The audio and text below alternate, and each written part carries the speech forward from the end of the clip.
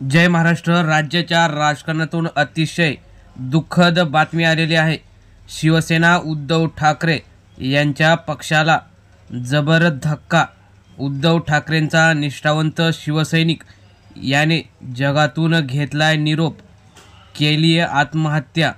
नेमकं त्यामागचं कारण अजून समजलं नाही, परंतु सविस्तर बातमी बघण्याअगोदर चॅनलवर जर नवीन असाल तर चॅनल सबस्क्राइब करून बेल आयकॉन प्रेस करा, म्हणजे रोज नवनवीन राजकीय घडामोडी तुम्हाला बघायला मिळतील। तर आपण या महत्त्वाच्या बातमीपत्रास सुरुवात करण्याअगोदर आपण त्या नेत्यास कमेंटमध्ये भावपूर्ण श्रद्धांजली अर्पण करूया।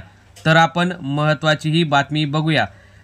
गेल्या 2 ते 2.5 वर्षात उद्धव ठाकरेंना अनेक जण नेते सोडून एकनाथ शिंदे यांच्याकडे गेले।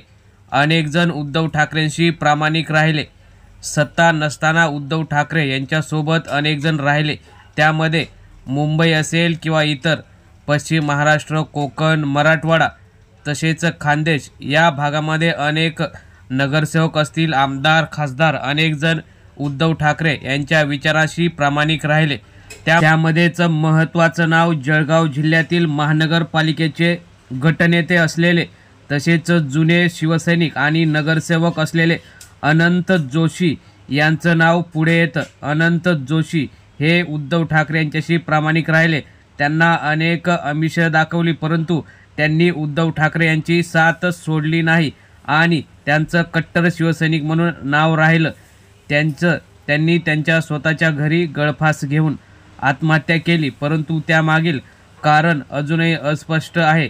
त्यांच्या मृत्यूची बातमी समजतात अनेक शिवसैनिक आणि अनेक ज्येष्ठ नेते हे हॉस्पिटलला त्यांनी धाव घेतली व अनेक ठिकाणी त्यांच्या निधनाने अनेक ठिकाणी शोककळा व्यक्त करण्यात आली। अनंत जोशी हे जुने शिवसैनिक होते, परंतु ते काही दिवसापासून विवंचनेत होते। त्यांच्या आत्महत्येमागील कारण अजूनही अस्पष्ट असताना त्यांनी गेल्या 10 दिवसापूर्वी त्यांचा स्वतःचा वाढदिवससुद्धा चांगल्या पद्धतीने साजरा केला होता, परंतु त्यानंतरही 10 दिवसांनी आलेली बातमी शिवसेना ठाकरे गटासाठी, जळगाव जिल्ह्यासाठी अतिशय वेदनादायक आहे। अनेक शिवसैनिकांनी आणि ज्येष्ठ नेत्यांनी शोक व्यक्त केला।